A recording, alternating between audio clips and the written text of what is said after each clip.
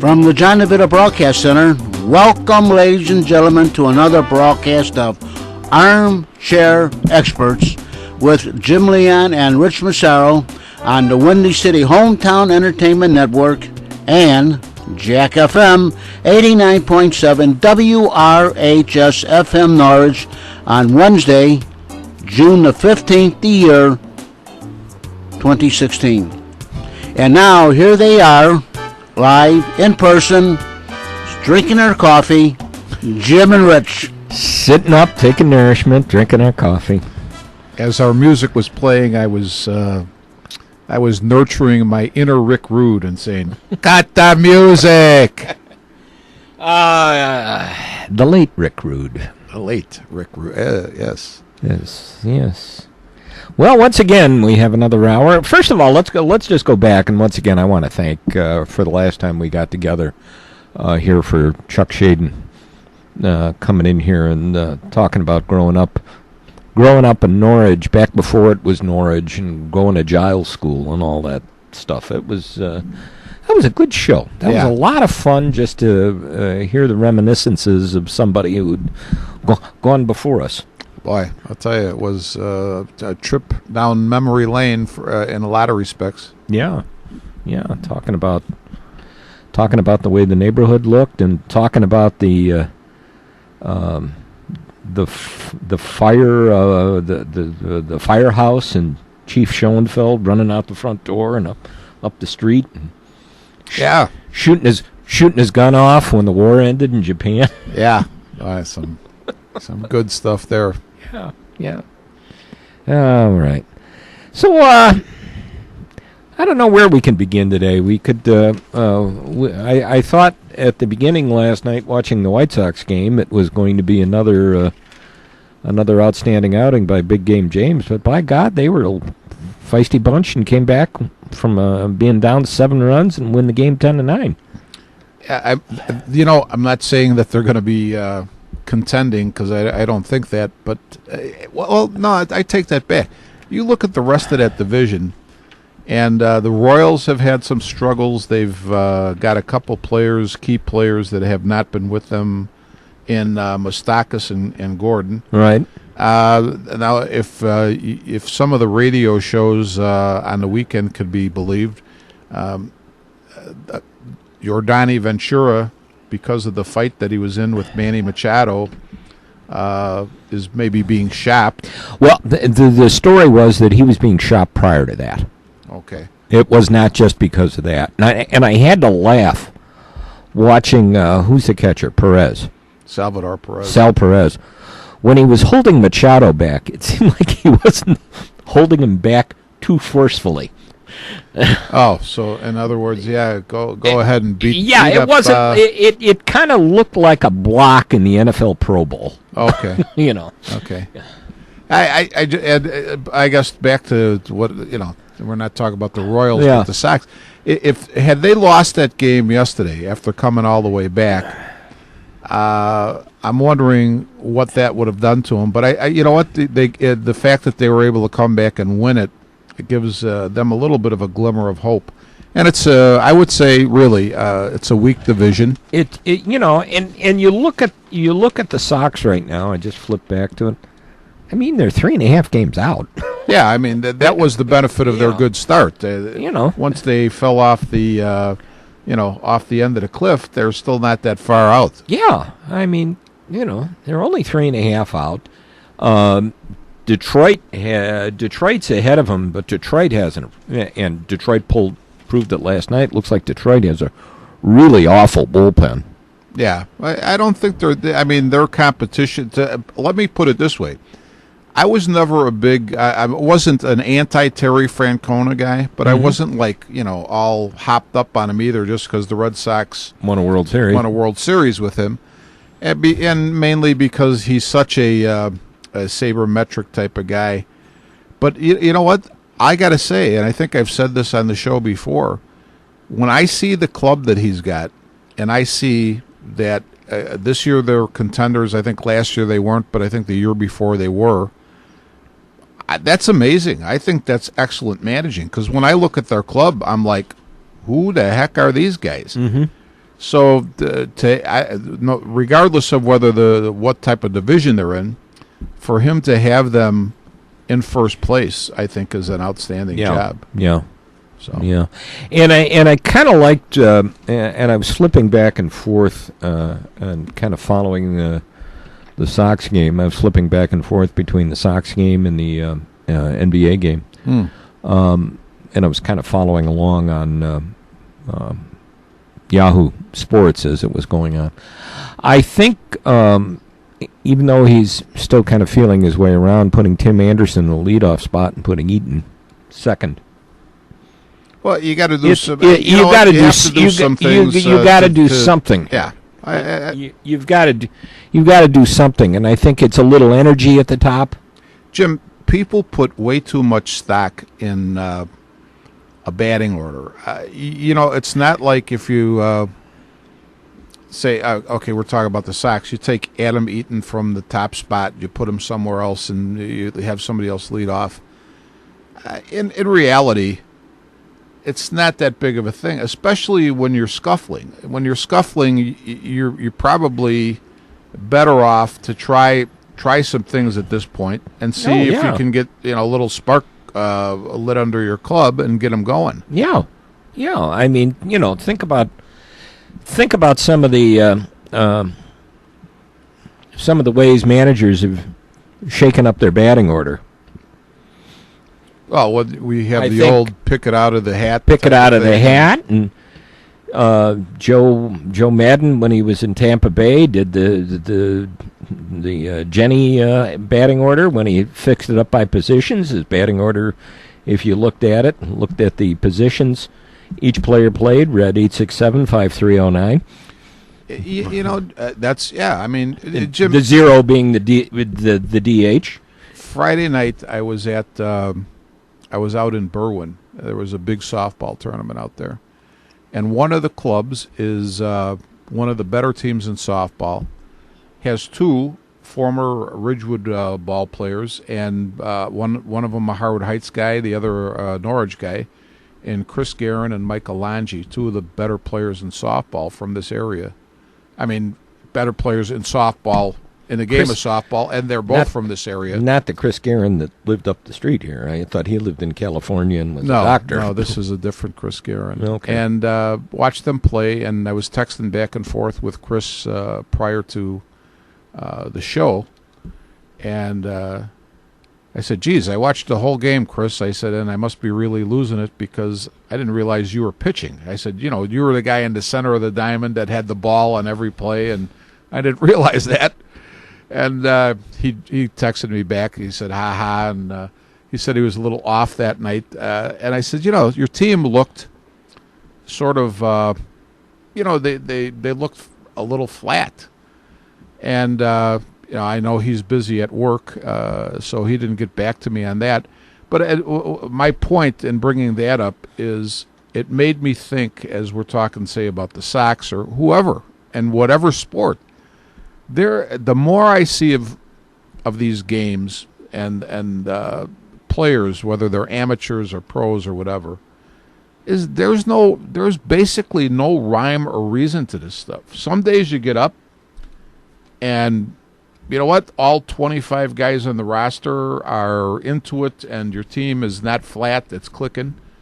And some days you get there, it's a beautiful day, it's a great day for a ball game. Play two, as Ernie Banks would say, and nobody's clicking. Mm-hmm. So, and I don't think there's a rhyme or reason to it. Mm-hmm. You all got up on the wrong side of the bed, or you didn't, or half of you did and half of you didn't. I just think and put it this way, if somebody had the magic potion or solution to this, they'd be dominating in whatever sport they were involved in. So. Yeah. Now, what's happened, I'm trying to figure, and I watched him last night. Not that I'm any expert, but really, the last two starts, Shields has been horrible, and I think he had a bad one at San Diego. So he's had like three bad starts. I'm looking at him. Throws the ball well. Mm-hmm. Well, I don't know. I mean, I looked last night. He struck out one and walked four. So I don't know if there's if there's some other issues here. Well, the thing I'm thinking of is if he hasn't, I don't know, if he hasn't lost velocity, maybe he's not controlling one of his pitches or a couple of his pitches. Because when you're saying he struck out 1 and walked 4, obviously, he wasn't big game James because he lacked control. But you walk 4 in 3 innings worth of work. That's a lot of walks over. He average. went 5 innings last. 5. night. Okay. He went 5 innings through 106 pitches in 5 innings. So that was a little bit of an improvement because he was throwing about 102 innings, I think, the last time. Yeah, it seemed like it would. So maybe he can be straightened out. I mean, you have the guru of all pitching coaches. At least I'm sure he'll tell you that, and Don Cooper. So maybe they'll figure it out, Jim. But I don't know. at the same time, I would say that sort of the way that I look at the moves the Sox have made in the last week or so, it gives me the feeling, and I don't know, maybe hopefully the players don't feel like this, but it almost like they're grasping at straws. That was the first reaction I had. Yeah. That was the first reaction I had. I could probably understand the one I could understand was bringing up Anderson. Yeah, that's fine. And he's your top prospect. Okay, let's see what he can do. Mm-hmm. And Jimmy Rollins was playing, unfortunately, like just an old man. Yeah, he was not. He wasn't. Didn't have it anymore. Talk amongst yourselves. I think I'm going to sneeze. The interesting thing about the bringing Tim Anderson up is, you heard him mentioned earlier in the season as a possible, but I don't know that they were totally. What I did read about Tim Anderson, I'm not sure that if everybody really was believing that he might be major league ready. I think defensively he's still a work in progress. And I think in a lot of phases he's probably a work in progress. So, but hey, you know what? He's going to get some seasoning up here with the big club. So, I mean, it's if you want to look at a similar situation, look at Albert Almora on the north side. It gives him an opportunity to see what the big show is like. Yeah, but I would disagree with you in one instance there, Jim. You're talking about I don't think they're similar situations at all. I think Tim Anderson is, I'm sure he's intelligent enough, hopefully, and mature enough not to think this way. But it's almost like, you're going to put the little boy with the finger in the dike, where Almora is coming up, and he's surrounded by strong players and a strong team. So it's easier for him to look good and relax and take advantage of the opportunity than Anderson, who's really going to be sort of put under the gun from the get-go. Well, I think he's got at least he has a strong guy next to him in Lowry. Yeah, he does. That can make a difference. That can make a difference for him. Yeah, and hopefully he'll do well. Although I have to say, I think he's probably, and I haven't seen him play, but my sense of the thing is that I think he'll struggle a little bit. Almora? No. Or Anderson. Anderson, yeah. Anderson, I think he is going to struggle a little bit. I mean, early on, he was 1 for 6 last night, but the only key to that, the guy who had, your 2, 3, 4 hitters all had big nights last night. Oh, that helps. Eaton was 4 for 5. Cabrera was 3 for 6. Abreu seems to be finding his range again. 2 for 4, and I think he had a home run last night. He did have a home run. Yeah, and that's number 9 for him. So he's got 9. And because I looked at it the other day and kind of calculated it out. After averaging 33 his first 2 years, he was on a pace for like 17. Now you talked about the point that since the Cuban ball players don't play that many games in their season, you just kind of wondered if he was tiring out. And of course, he's no kid either. No, I think that's. I think we've said this on the show before too. I never trust really the ages of the guys who are coming out, especially from Cuba, because I won't go into that whole thing, but and what I'm really meaning is I don't think physically necessarily that he's tiring out, but I think the fact that 162 game schedule, and in his case, he'll probably play 150 some of those games. Yeah, he played like 156, I think, last year. Yeah, it's. I'm just talking about the grind, the mental grind, because I could tell you for a fact that when we played softball, 16 inch, you're probably talking about 60 to 80 games a season. Some guys played more, and it's hard to when you're playing that many games, it's really hard to separate the games and what they mean. Obviously, you want to look at it as every game being important because you want to win every game. But it is, I have to say, and that's nowhere close. That's half maybe of 162 or close to it. 162 games. I would think the biggest problem for a major league player is to really be able to put in perspective each of those games mentally. Physically, you know what? You're probably going to hurt a little bit, but I think depending on who you are, you can get over that. Mm-hmm. But I just think the mental grind is the problem. It has to be after a while.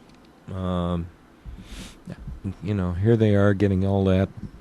We look at this and say, well, geez, you're getting paid all this money to do the game that we played as a kid. Mm-hmm. You should be able to get up for it every day.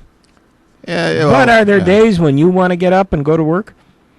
No, I mean, everybody has those days. Yeah, the other thing that you got to throw in, Jim, it's not really a normal lifestyle. I mean, you're half the time you're out of town.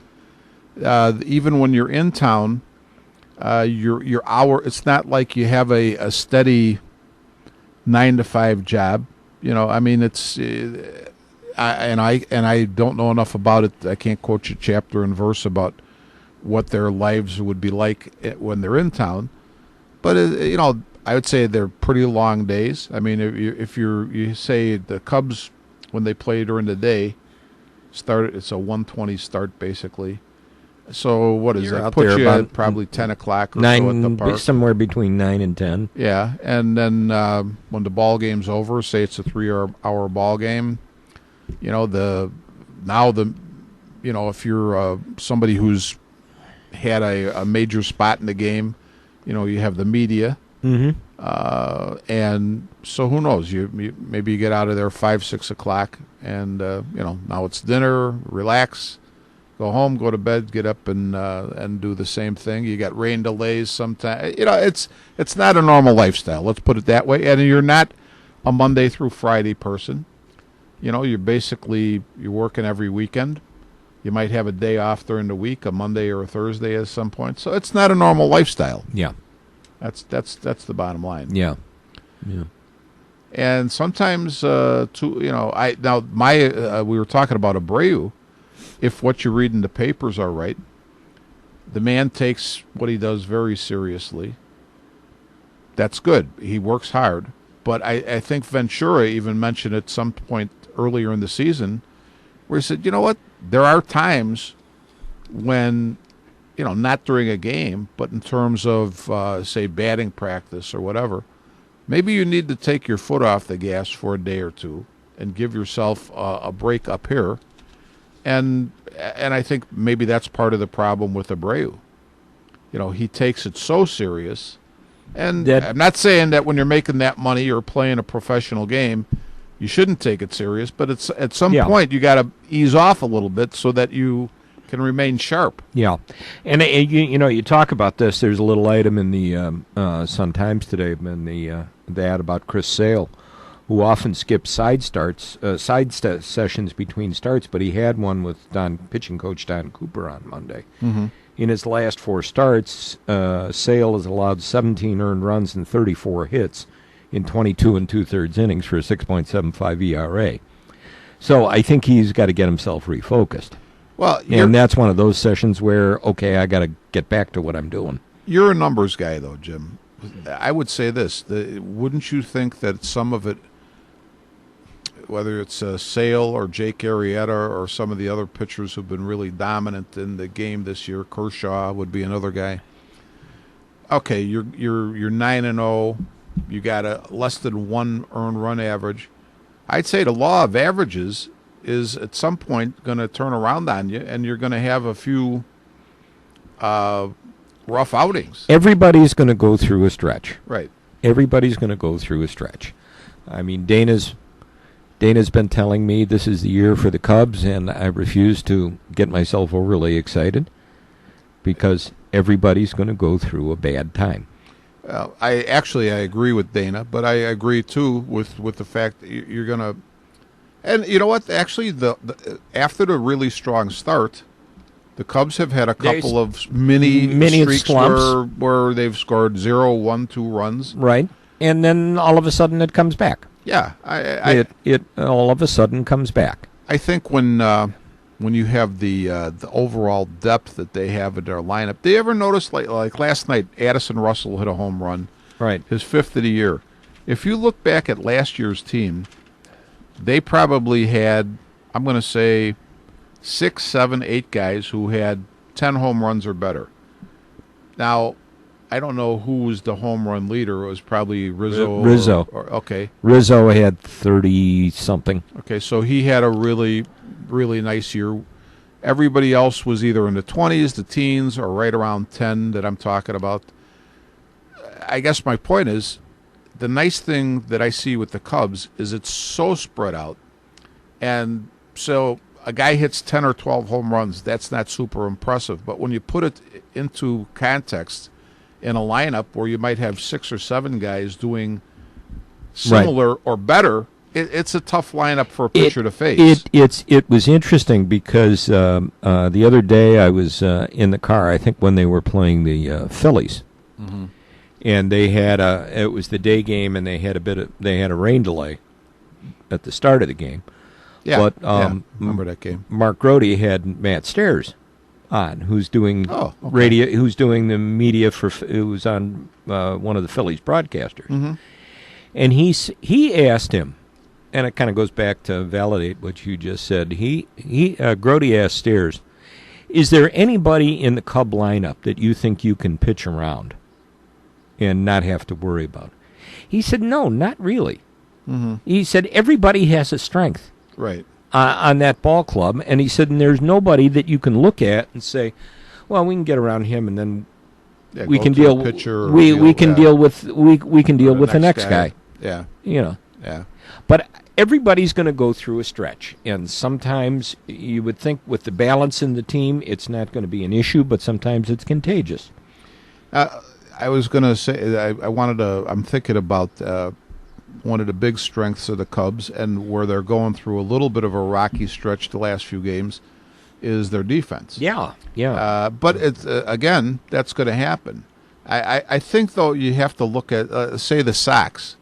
The Sox have, they were mentioning in the same little, the news items that you're looking at, Austin Jackson, at least defensively, is a big loss, because when you could take a really good center fielder, say like Eaton, and now put him on the corner because you got Jackson in center, you've overall strengthened your outfield defense. You strengthen your outfield. Now Absolutely. you put Eaton back in center and put Garcia in right, and you're back to the same outfield you had the previous year, which was not good. I mean, which is relatively weak. Which was weak. Right. Yeah.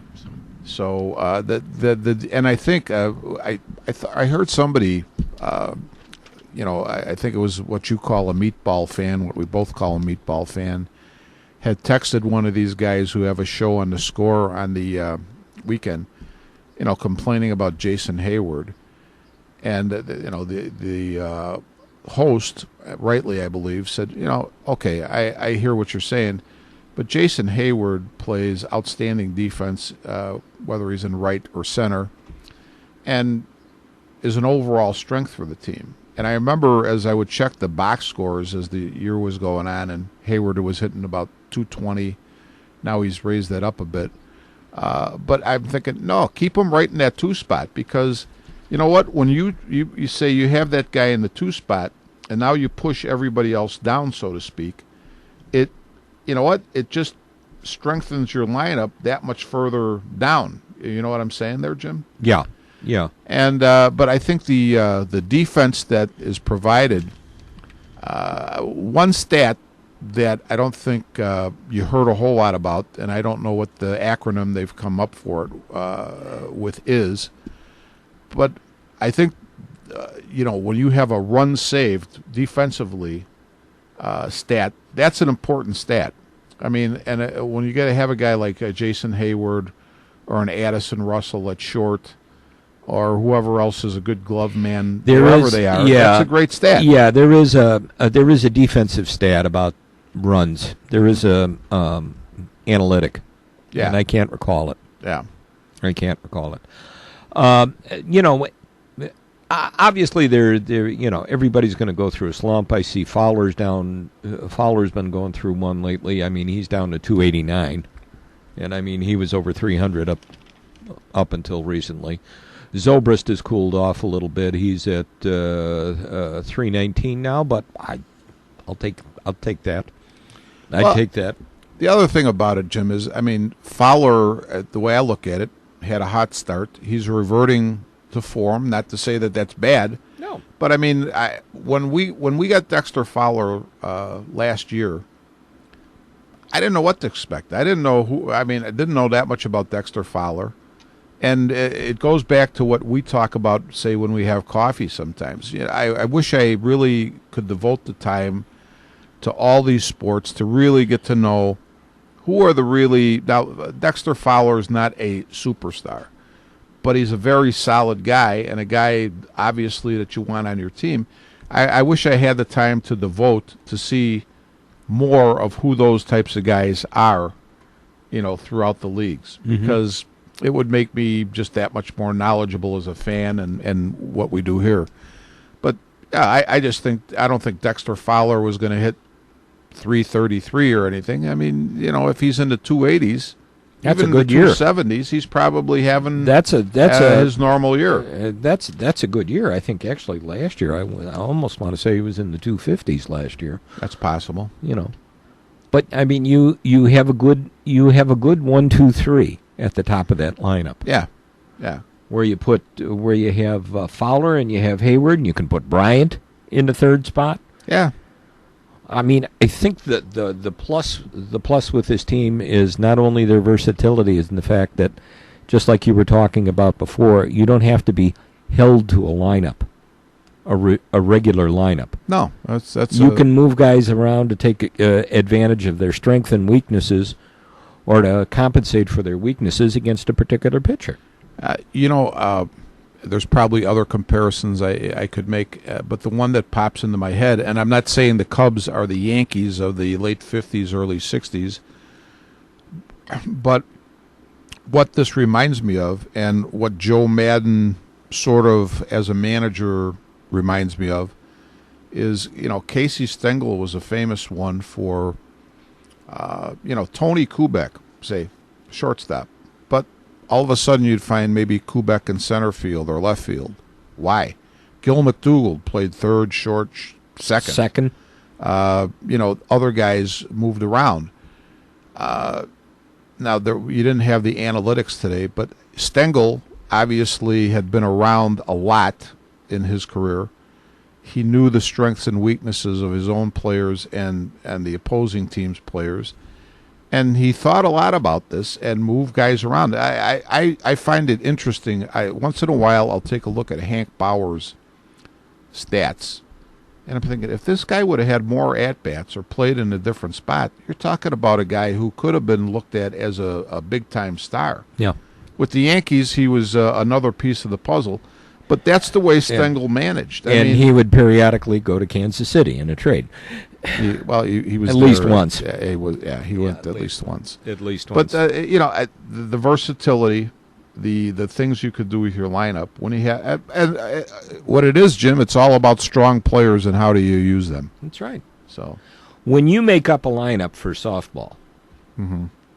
you're not. You don't feel like you hold yourself into a set pattern every week, do you? Every game, rather. My biggest thing would be the leadoff guy, and not in the sense of, obviously you want that guy to be able to set the tone and get on base, but the way I always looked at the leadoff guy, and this is 16-inch softball, not league ball. Right. But Gene Mauch, I think,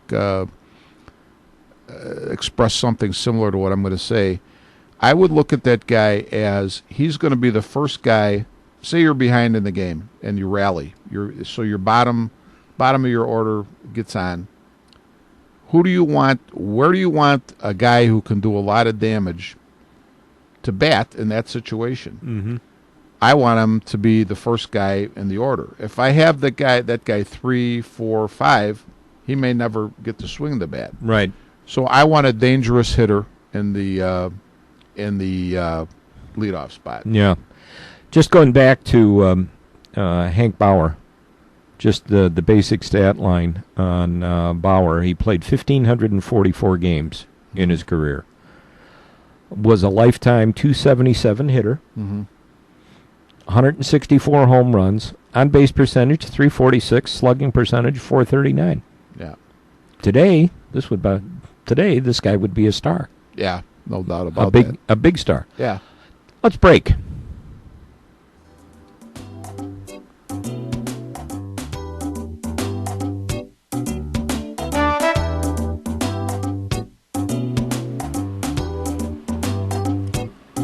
You're listening to Armchair Experts from the John DeVito Broadcast Center on Jack FM 89.7 WRHS FM Norwich and the Windy City Hometown Entertainment Network on Wednesday, June the 15th with Jim Leon and Rich Massaro. And you are listening to 89.7 WRHS FM Norwich, Illinois. And now, back to Jim and Rich. I always thought Bauer came from Kansas City at some point in his career. He actually ended his career in Kansas City. He went there in 1960. He must have been part of the Maris deal. Not sure about that.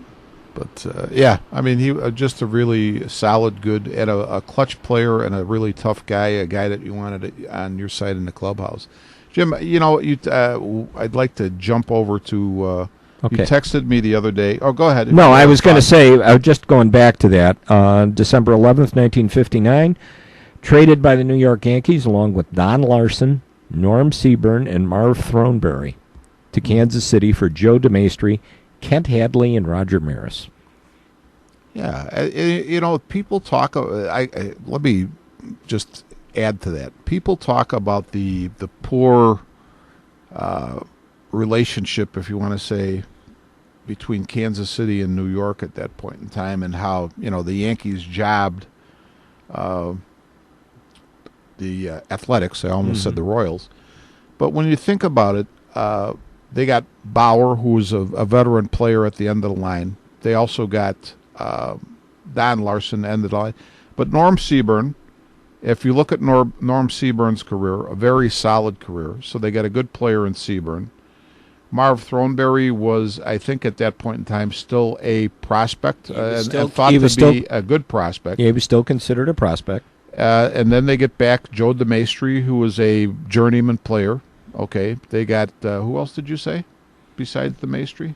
Kent Hadley. Kent Hadley, who was not a never was a regular player in the majors. And Roger Maris, who obviously became the person we all know that hit 61 home runs and just a really good guy that I think should be in the Hall of Fame because he was just an excellent player, but not known at that point in time that he was going to reach those heights. So I wouldn't say that was like a highway robbery in any sense of the word. No, I don't think Thanks, so. John. Although it was interesting, I seem to remember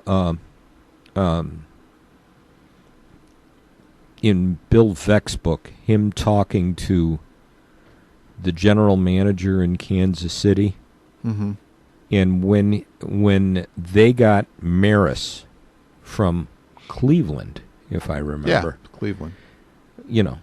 He said, you're going to give him to the Yankees at some point in time. Yeah. Yeah, well, I love Bill Veck, But I want to say that hindsight is, what do they say? Is it 50-50 or 2020? 2020, sorry. But I just don't see Maris, had some issues. He was, even in New York, he was not a bubbly personality. I was about to say, you wouldn't exactly call Roger Maris personable. So he had some, I believe, had some issues in Cleveland that were salary related, even at that point in time. And Frank Lane was there, And so he was traded. And when you have those issues, the thing that I would say from New York's perspective, okay, we can probably accommodate you because they would have the money to pay a guy like that. Sure. So I just I'm not saying. And I think there that probably other trades you could cite that were maybe lopsided. Yeah, I don't know. I think Vec probably put it to the point where just simply for that reason, you're not going to have the money to pay this guy. Yeah. So, but somewhere down the road, he's going to be a Yankee. I love Bill Vec, but he hated the Yankees, and anything the Yankees did was not really up to snuff in Vec's eyes because they ran him out of St. Louis. Yeah. So they were. All right. What were you going to bring up? I was going to say you texted me about the NBA Finals. Yes. So it was you know what, I guess I've been waiting. I've been waiting for the games through this series, and I haven't watched all of them. But I think I've been waiting for this series for somebody besides LeBron James to step up or step up with him. I mean, honestly, I felt like, game one, they were trying to run this isolation constantly. Mm-hmm. And, they'd also, okay, LeBron, go get him. And it seemed like he telegraphed his moves to go in one direction constantly, and they were waiting for him. Well, Jim, a couple things as you're saying this. You had texted me after they lost badly in Oakland the first couple games. Right. You said you didn't think it looked good. I said, well, I think they're going to have to go to the drawing board and figure out a way to break LeBron loose a little bit. But the other thing, I don't know if it was over coffee with you, or I don't think it was on this show, because the last time we did the show was with Chuck, so we didn't talk about this. But my thought from the get-go was that Kyrie Irving would be the key guy, because if he can go off, that would effectively open up the inside for James and at that time, before he was hurt, Love. And I think that's what you've seen happen. The games where Cleveland has done well is where Kyrie Irving has done well. Right. And I don't think I think Kevin Love looks lost. Well, who knows? He may still be suffering, whether he's gone through the protocol and passed or what. Well, he was cleared. He may still be suffering some effects from. And did you see that play, by the way? I don't know how that was they keep saying that it was a accidental elbow or inadvertent. I'm like, listen, how do you raise your elbow up to this height and hit a guy in the back of the head and it was an accident? I mean, they're both standing. Neither of them was really going for anything. That was an accident. Okay. All right. Yeah. Well, Yeah, right. Draymond, hey, stand over here on the other side of the table, and I'll come up behind you and whack you in the back of the head and say it's an accident. And Draymond catching somebody in the tchotchkes. Yeah. That was an accident, too. Well, I although that one I think was more inadvertent than anything else. Put it this way, there's another key thing, though. The Warriors... and both of us have liked Draymond Green from the get-go, even back to the point when he was with Michigan State. And I don't think the Warriors are the same club. Last night they for sure weren't without Draymond Green. No, Draymond Green brings a lot of good things to the club. I think so. And I think one of them is some grittiness and some toughness. Yeah. Those are two things. Yeah. Maybe one. And one, two, whatever. Okay. I still think this thing still has possibility to go 7.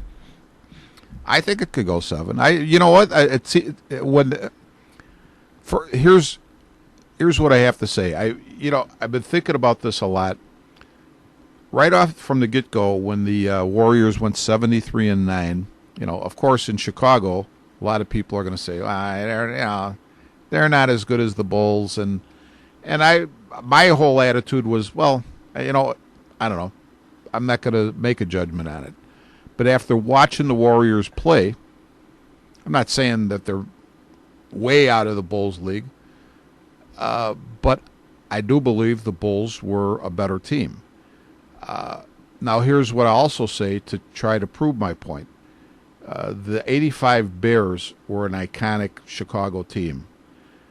I thought, and even at that exact moment, the next year, I watched the New York Giants take apart the Denver Broncos in the Super Bowl, and I said, I never thought I'd say this or see this, but I thought their defense was just as good as the Bears in 85.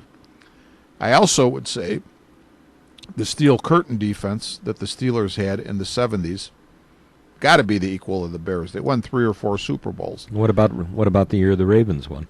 You know what? I'm not going to count the Ravens. I don't know. They were good. You're talking about a couple years ago? No, the first one they. Yeah, I didn't see the Ravens enough. I'm not going to. I can't. The first one back. I can't comment on them. Yeah, I would but say not this. a couple of years ago. Not the one a couple of years ago. The Ravens had 2 of the most outstanding defensive players of this era, in Ray Lewis and Ed Reed on that Right. team. So, if I had seen more of them, I might count them. No. The other thing I was going to say is that I love the current Blackhawks. Not disrespecting the current Blackhawks, but you know what? Hey, the Canadians, when they were in their heyday, the Big Bad Bruins, other teams, the Oilers, all in the same league. I mean, the Hawks are in the same league as those guys. But I would say that. So here, I'm trying to say, perspective-wise, it's not like I'm saying every great Chicago team is the best. But I'd say comparing the Bulls and the Warriors, I got to go with the Bulls.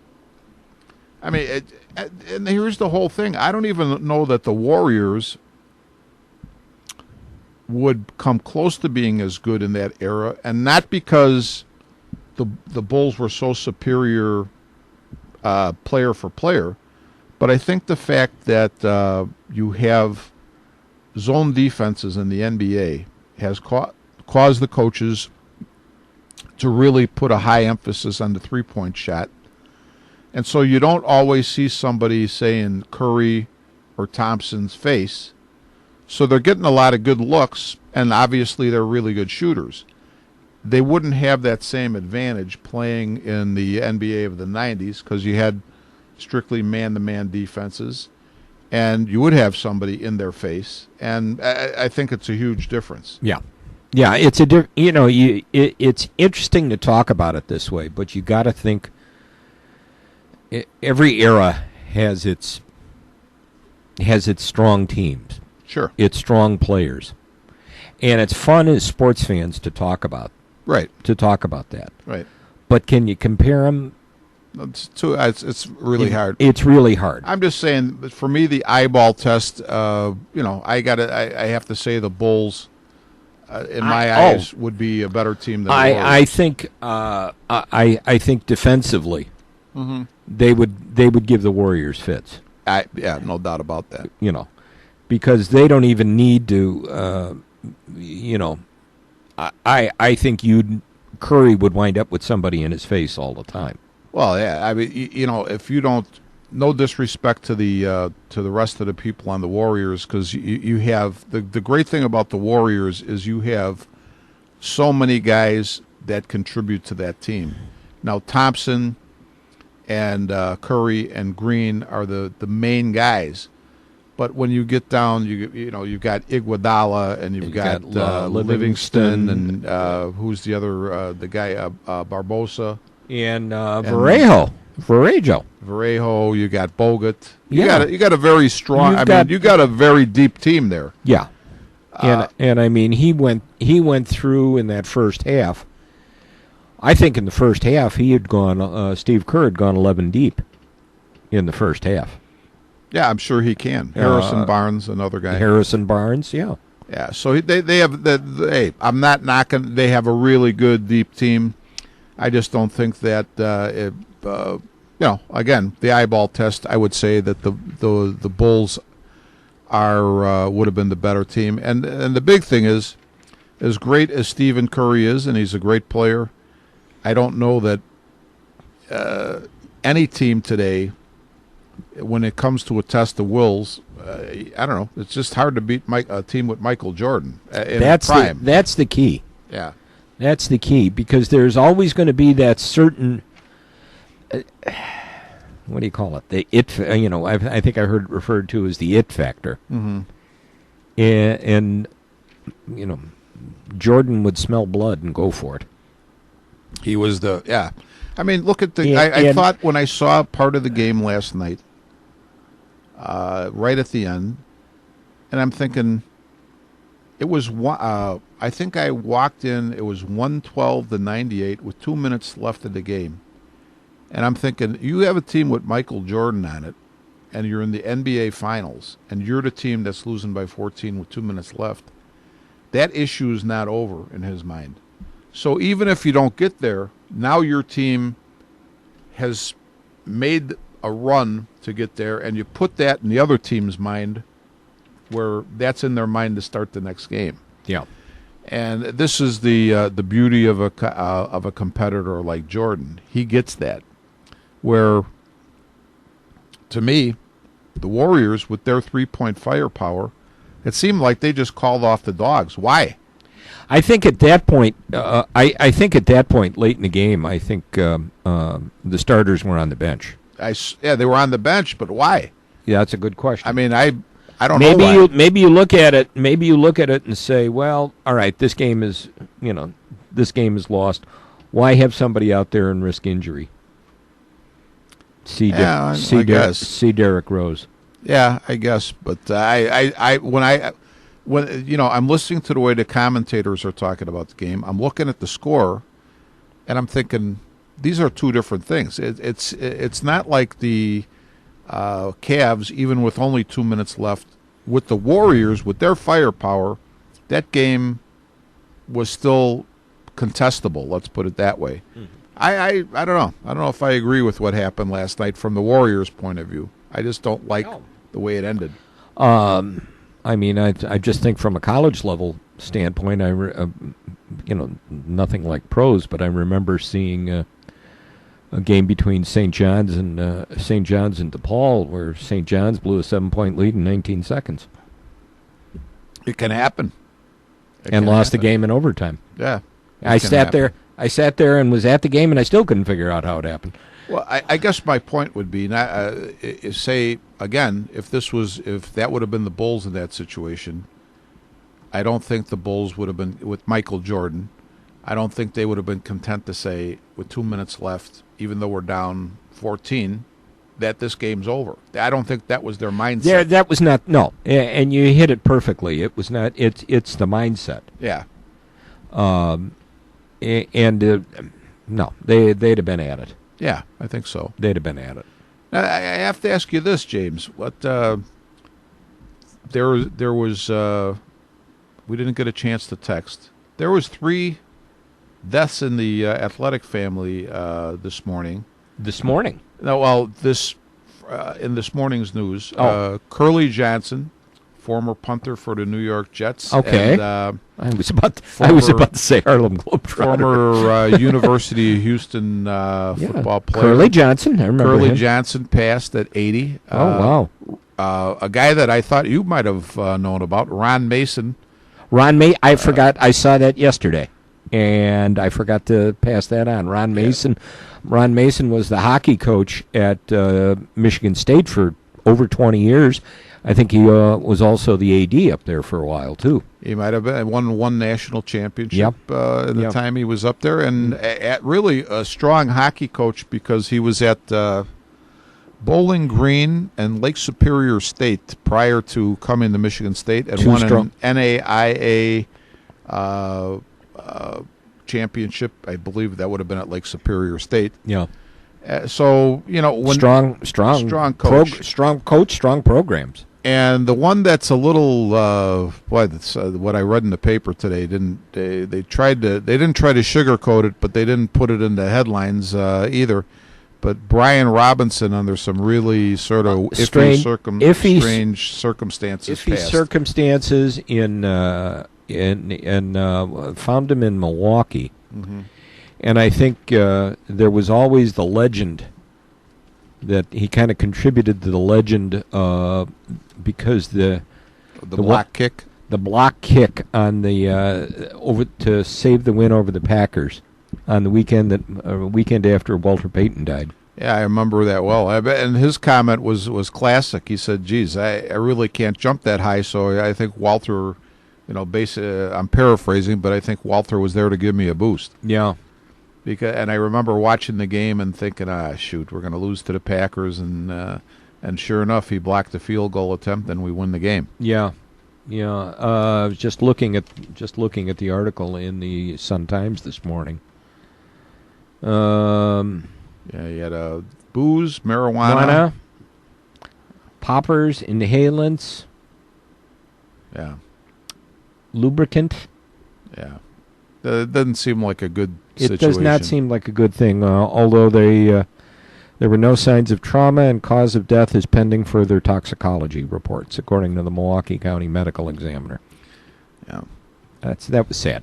Yeah. I heard that one yesterday. And young, 41 years old. 41 years old. So I had a traumatic moment yesterday, and you'll probably be having it shortly. I hope, at least it was traumatic to me.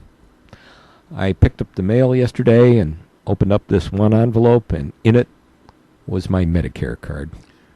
Well, I suddenly went. I already had that, got that little information, and in my classic way, I'm in denial. So I was kind of at that point. You got your card already too? Yeah, I don't know. It was within the last couple weeks or so. Okay, well, I got mine yesterday.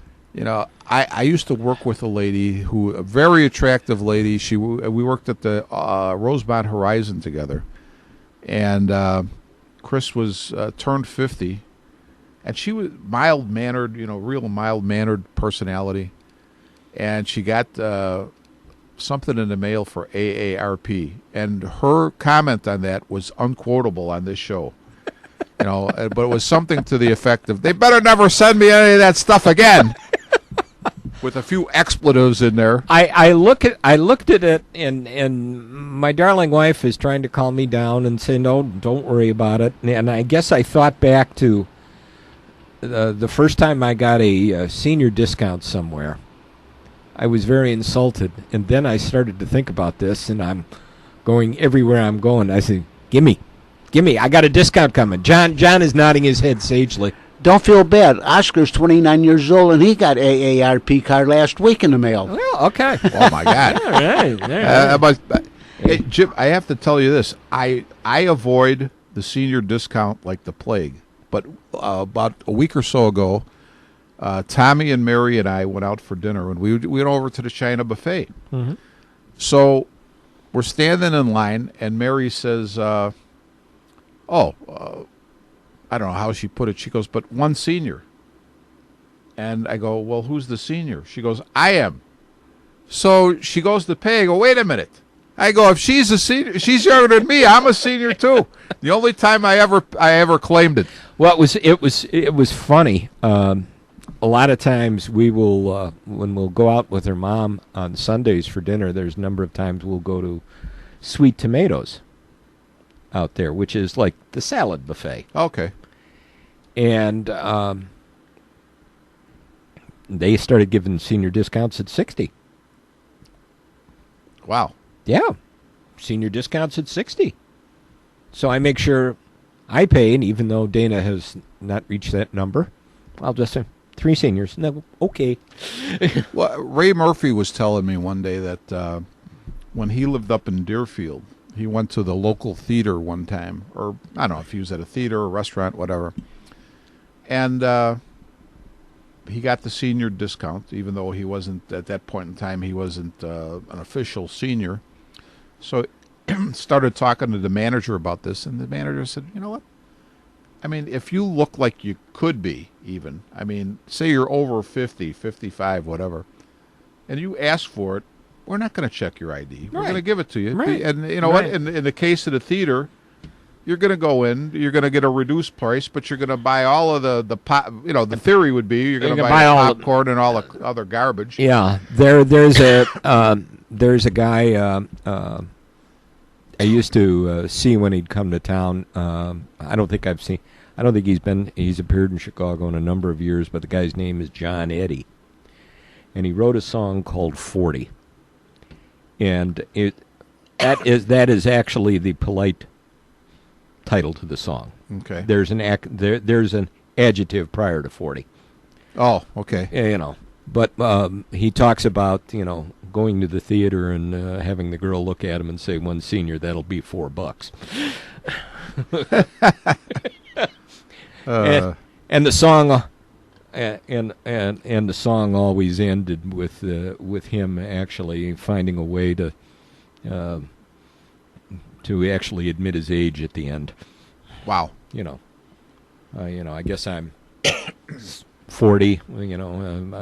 I should be dating Stevie Nicks. There you go. I guess I'm 40. Hell, I'm lying. I'm 46. Uh-oh. Did that one get by the censors, John? Did that one get by the censors? Is that one okay? Yeah, okay, that's marginal. I know if I would play this song, you would not be happy with me. Yeah. You would not be happy with me. So what else did I don't know. We got had Alshon Jeffrey. I guess decided to show up for he's going to show up for minicamp. minicamp. And I guess today they're kind of hoping that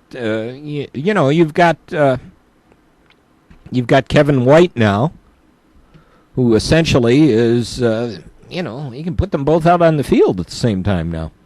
That should Kevin be White never practiced against anybody last year during training camp.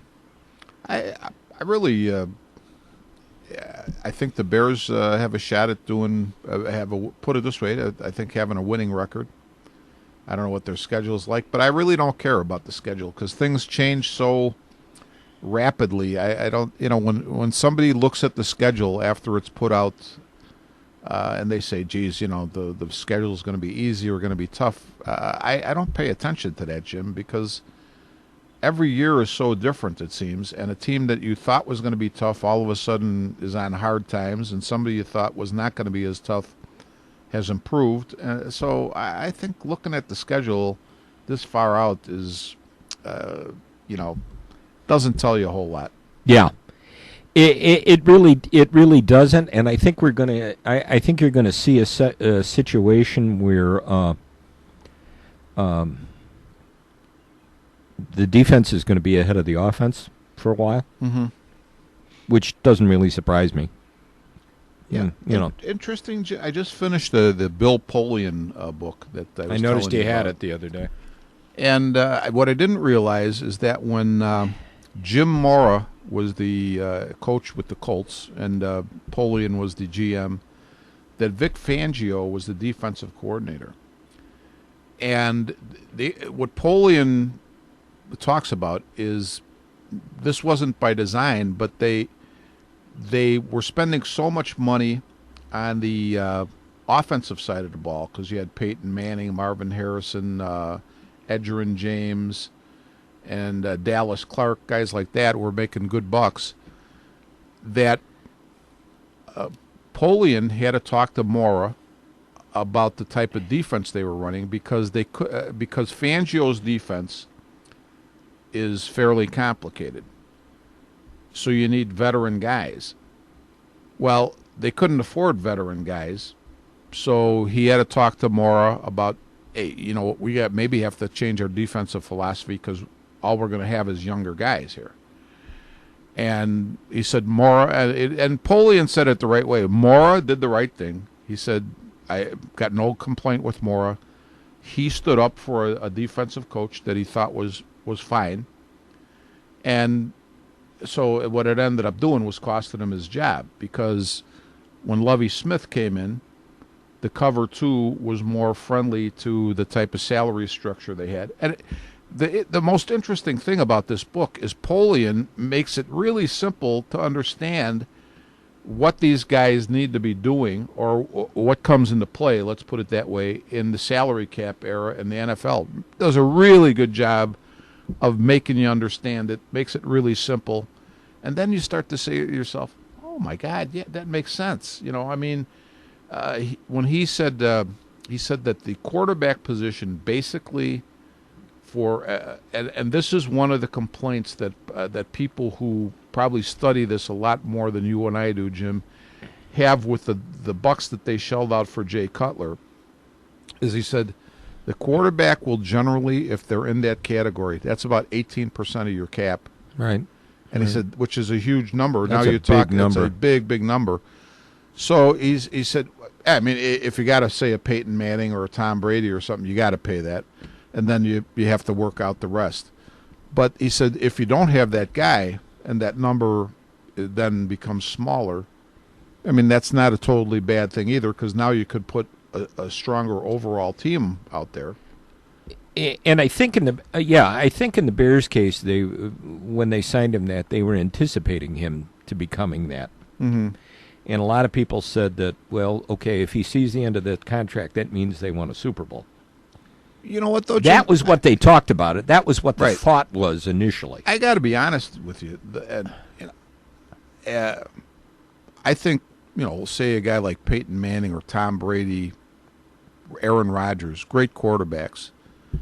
But if I'm sitting there as the GM, as great as I know those guys are, and you're going to tell me that guy is going to take up 18% of what I've got to spend on my football roster, that's not like a slam dunk decision. No. I mean, you've got to think about that. You got to think about that.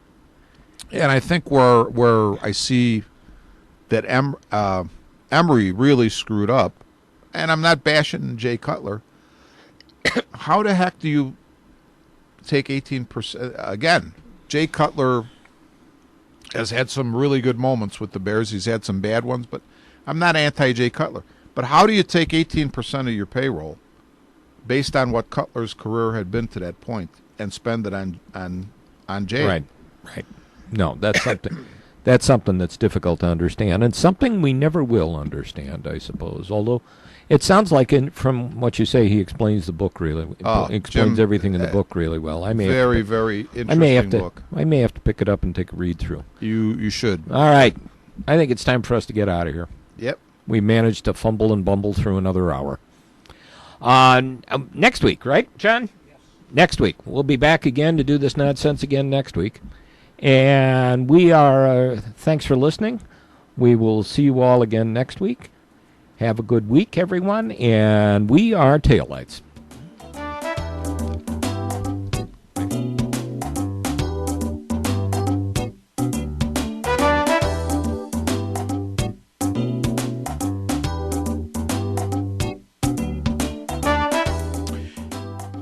You have been listening to Armchair Experts from the John DeVita Broadcast Center on Wednesday, June the 15th, the year 2016, on Jack FM 89.7 WRHS FM Norwich and the Windy City Hometown Entertaining Network with the WRHS sports announcers Jim Leon and Rich Massaro. This broadcast was directed by John DeVita. Our special thanks to radio station manager Kevin Zefalik of WRHS FM Norwich and the executive producer of Windy City Hometown Entertainment Network, Mr. John Chikanda. This broadcast was pre-recorded on Tuesday, June the 14th, the year 2016. Until next time, please be safe and thanks for listening.